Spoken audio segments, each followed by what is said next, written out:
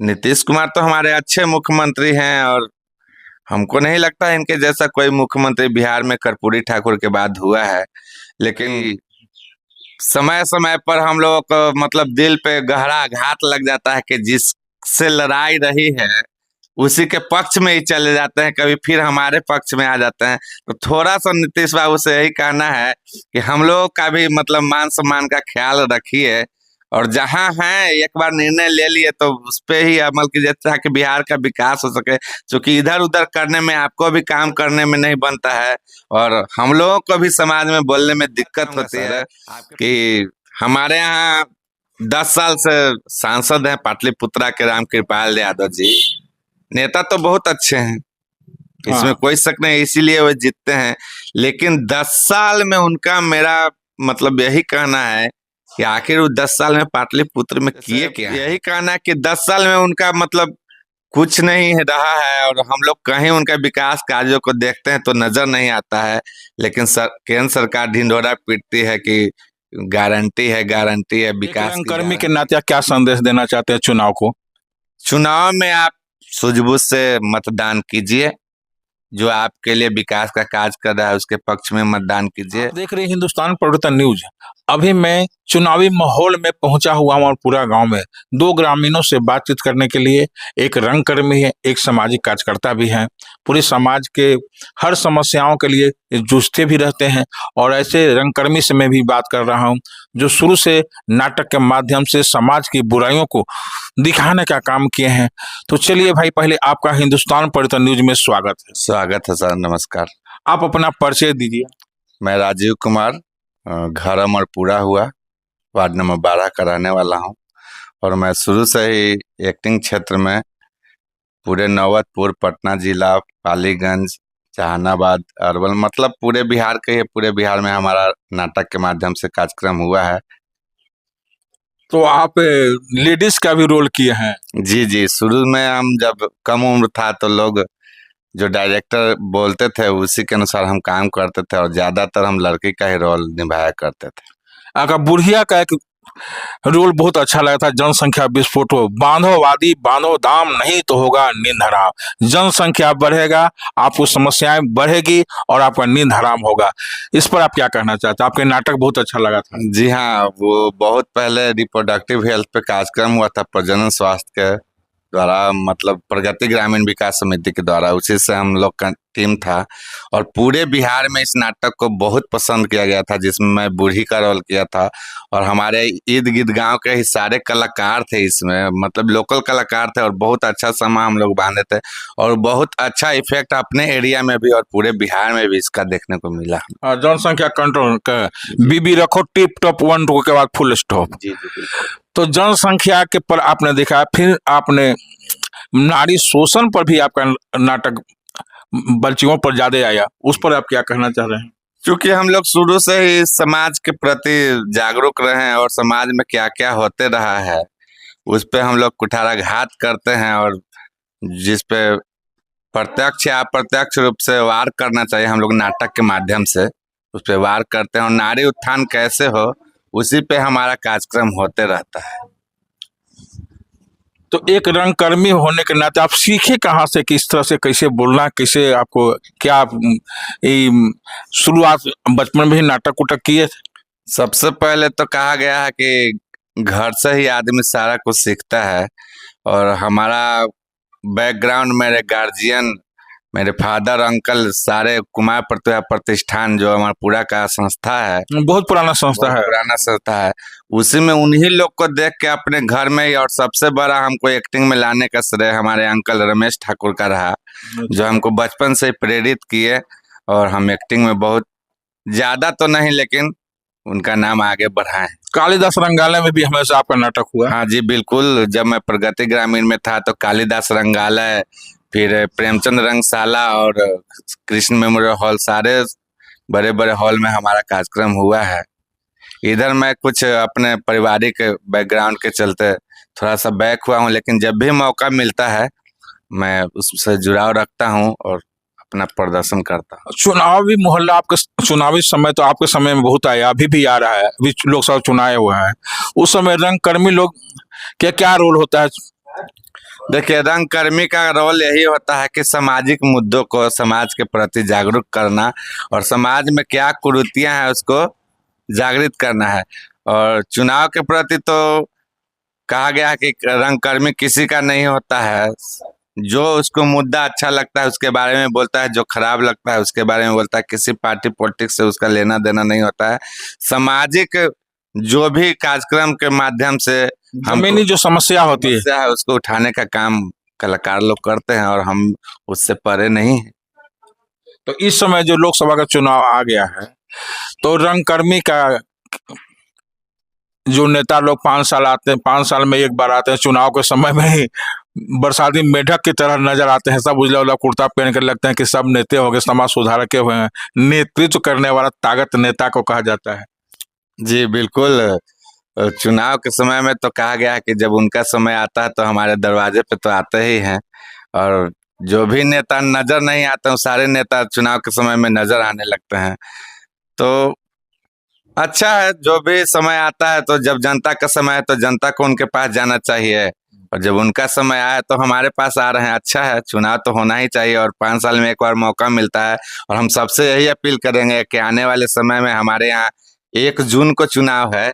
सारे लोग मतदान करने के लिए सवेरे सवेरे बूथ पे जाएं और भरपूर मतदान करें, क्योंकि आपका एक वोट ही आपका सरकार बनाता है और आपके विकास कार्यों में मदद करता है। वो पहले के भी बताइए थोड़ा सा, आप रंगकर्मी है, पहले जो चुनाव होता था उस समय अति पिछड़ा वर्ग के लोग वोट दे पाते थे? पहले देखिए, शुरू में हम एक आध बार बैलेट पेपर से भी चुनाव दिए हैं। अच्छा। बैलेट पेपर का चुनाव और ईवीएम का चुनाव, अब तो सारा चुनाव ईवीएम से ही होता है। तो दोनों में क्या अंतर है अब महसूस कर रहे हैं? दोनों में अंतर क्या, ईवीएम पे तो बहुत सारा मतलब सवाल भी उठते रहे हैं, लेकिन बैलेट पेपर पे सवाल नहीं। लेकिन शुरू में जब हम बच्चा थे तो सुनने में आता था कि बूथ कैप्चर हो गया, अच्छा, बैलेट पेपर लुटा गया, बक्सा लुटा गया। तो अब वो सब सारा चीज सुनने को नहीं मिलता है। होता भी होगा कहीं कहीं, बड़े बड़े दबंग लोग हैं जो ये सब काम करते थे, लेकिन हमारे यहाँ तो ये सब चीज देखने को नहीं मिला। चाहे ईवीएम पे भी हम कोई सवाल नहीं उठाएंगे, क्योंकि तो सारा इलेक्ट्रॉनिक प्रणाली है।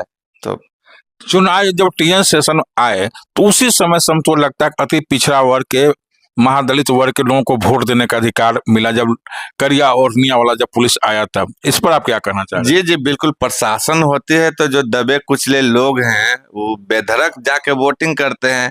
न तो पहले सुनने को भी मिलता था कि जा तुम्हारा वोट पड़ गया, तुमको देना नहीं है। तुम्हारा वोट, तोर वोट पड़ गए रे, जो तू अपन घरे सु तू कहला है बूथ पर।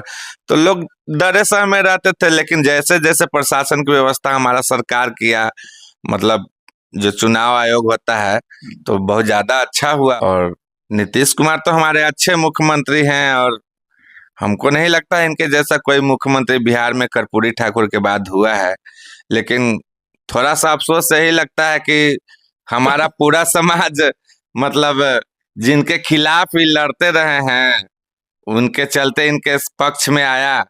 और ये समय समय पर हम लोगों को मतलब दिल पे गहरा आघात लग जाता है कि जिससे लड़ाई रही है उसी के पक्ष में ही चले जाते हैं, कभी फिर हमारे पक्ष में आ जाते हैं। तो थोड़ा सा नीतीश बाबू से यही कहना है कि हम लोग का भी मतलब मान सम्मान का ख्याल रखिए, और जहां हैं एक बार निर्णय ले लिए तो उस पे ही अमल कीजिए ताकि बिहार का विकास हो सके। क्योंकि इधर उधर करने में आपको भी काम करने में नहीं बनता है और हम लोगों को भी समाज में बोलने में दिक्कत होती है, आपके पक्ष में खुल के बोल भी नहीं पाते हैं। और कहा जा रहा है कि नीतीश कुमार जिधर जाते हैं उधर जीत होती है। हाँ, तो ये तो देखा ही गया है कि भाई नीतीश कुमार जिधर जाते हैं उधर जीत होती है। लेकिन हर समय एक जैसा होता भी नहीं है कि आप जो चाहिएगा, आप जो कहिएगा वही होगा। आप जिधर जाइएगा उधर ही जनता मानेगा। हो सकता है ये चुनाव कुछ उल्टा परिणाम दे उनको। ऐसा देखा जा रहा है कि जब भी मुख्यमंत्री रहते हैं तो दो दो उप मुख्यमंत्री बना दिए जाते हैं अलग से, और इनको नकबेसर कस दिया, इनका मन की लाइक काम नहीं हो पाता, तब इधर उधर भटकते हैं। किस पर क्या जनता सोचती है? देखिए, जब से मतलब बिहार में 2 पार्टी का सत्ता में राज हुआ है तब से लगता है डबल मुख्यमंत्री का मतलब फैशन हो गया है। नहीं तो चीफ मिनिस्टर के अंदर तो बहुत सारे चीज आता है और सारा पावर उन्हीं को होना चाहिए। लेकिन अब एक बन गया है कि अब हमारे पार्टी से भी हमको भी उसमें कुछ हस्तक्षेप करने के लिए तो कोई एक ऐसा नहीं लग रहा कि उनका सीट कम विधायकों का सीट आने के चलते ऐसा हो रहा है। हाँ बिल्कुल है, बिहार की जनता जो पिछले बार उनको कम सीट आया जदयू का, इसी के चलते नीतीश बाबू पे थोड़ा दबाव ज्यादा लोग बना देता है विपक्षी पार्टी जो उनके साथ रहता है, नहीं तो फेयरलेस काम करने वाले इंसान। चुनाव में आप सूझबूझ से मतदान कीजिए, जो आपके लिए विकास का काज कर रहा है उसके पक्ष में मतदान कीजिए, और चुनाव में सारे मुद्दों को देखते हुए, ये नहीं कि बहुत सारे हमारे नेता हैं जो अनाप शनाप बकते रहते हैं, मुद्दे की बात नहीं करते हैं।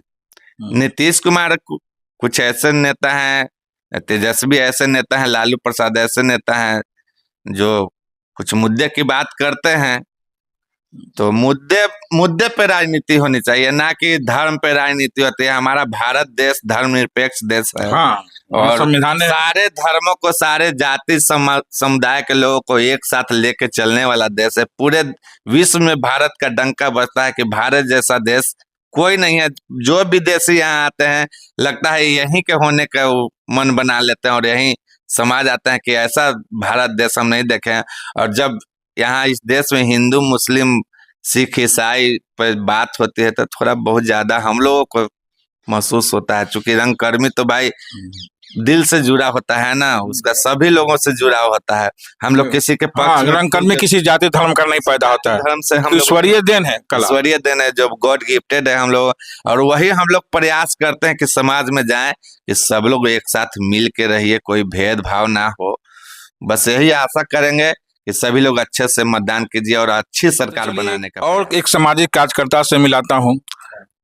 चलिए भाई, आपका हिंदुस्तान पंच न्यूज चैनल में स्वागत है। आपका भी स्वागत है हिंदुस्तान न्यूज का। तो आप अपना परिचय दें। मैं रविंद्र ठाकुर हूँ, अमरपुरा गांव, और मैं समाज कार्यकर्ता हूँ। तो आपका कार्य क्षेत्र, अपना घर भी चलाते हैं, परिवार भी चलाते हैं और सामाजिक मुद्दों पर भी आप काम करते हैं। जी, मुद्दों पर काम करते हैं, गरीब गुरबा के बीच में भी कुछ काम करते हैं। तो आपने अभी तक, चुनाव का समय आ रहा है और इस समय के आम नागरिक की तरह आप चुनावी माहौल में क्या लोगों को संदेश देना चाह रहे हैं व्यक्तिगत रूप से? हम यही संदेश देना चाहते हैं कि सोच समझ करके अपना वोट दीजिए, जैसे आगे विकास का काम हो सके। यही मेरा संदेश रहेगा। और हर पार्टी जाति के नाम पर वोट लेती, इस पर आप क्या कहना चाह रहे हैं? जाति के नाम पर तो वोट पड़ता ही है। मानते हैं कि अभी नीतीश जो चले गए भाजपा के साथ, तो उनके पक्ष में जाएगा इनका। अगर ये इधर चलाते तो इनके पक्ष में आ जाता, राजद के पक्ष में आ जाता। लेकिन अभी जो माहौल है उनका नीतीश जी के इधर जाने का, पलटू राम जो कहते हैं लोग, उससे थोड़ा उनका छवि थोड़ा बिगड़ा है और जनता भी थोड़ा नाखुश हुआ है। यही है। तो इस समय आप क्या कहना चाह रहे हैं एक सामाजिक कार्यकर्ता होने के, कि रुझान किधर बढ़ रहा है? रुझान तो अभी नहीं कुछ पता चला, लेकिन देखिए किसके पक्ष में जाता है, अभी तो पूरा रुझान नहीं पता चल रहा है।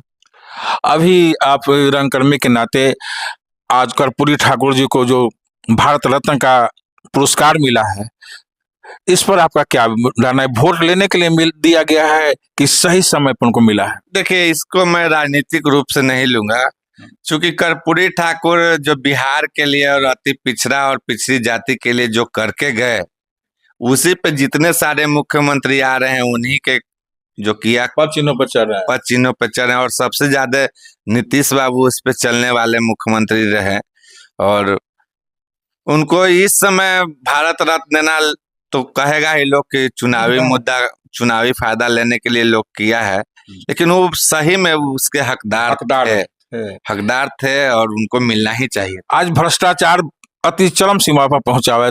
एक छोटा सा वाटर भी कोई जीतता है तो अपने बाल बच्चा का जन्मदिन में पूरा पंचायत को खिला देता है। और एक ऐसा मुख्यमंत्री थे कर्पूरी ठाकुर जिनका अपना घर तक नहीं था। क्या इस पर सही बात है? आज भी उनका वो यही स्थिति है।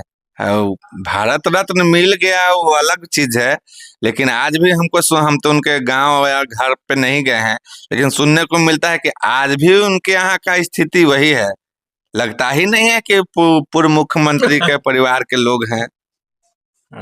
आज हर लोग पैसा के पीछे भाग रहा है, लेकिन पैसा से सामान खरीदा जा सकता है, इज्जत नहीं, जो कर्पूरी ठाकुर ने कमाए हैं। इस पर क्या कहना जी है? बिल्कुल, वो अपने लिए कुछ नहीं कहे, और हम जितने भी अति पिछड़ा समाज के नेता हैं उनसे हम यही कहेंगे कि उनके ही पद चिन्हों पे चल के आप महान बन सकते हैं।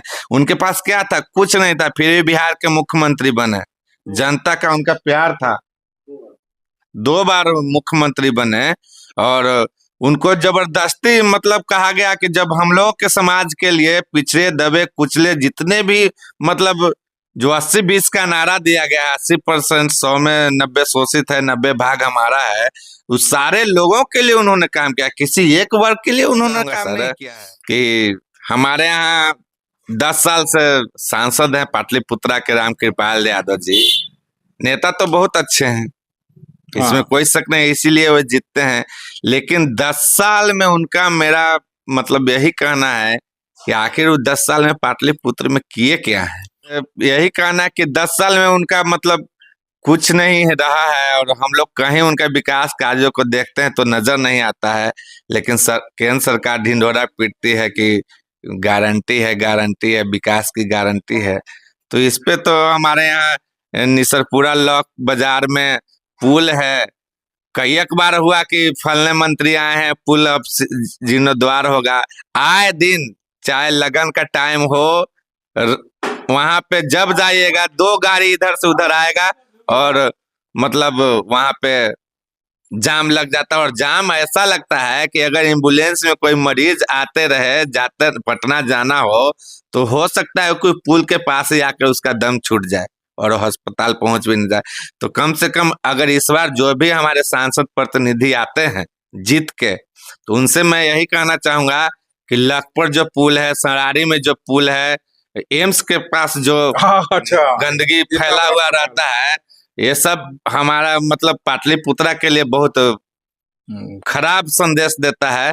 और आने वाले सांसद से हम यही अनुरोध करते हैं कि वे हमारे पाटलिपुत्रा को, जिस तरह का नाम है पाटलिपुत्रा जाना जाता था, उस तरह का पाटलिपुत्रा बनाए। और लोगों से भी यही अपील है कि अपना एक एक वोट वैसे व्यक्ति को दो जो आपको विकास में आपकी मदद करें और आपके लिए हमेशा तत्पर रहे। तो आप देख रहे थे हिंदुस्तान पर्यटन न्यूज। अभी मैं बातचीत कर रहा था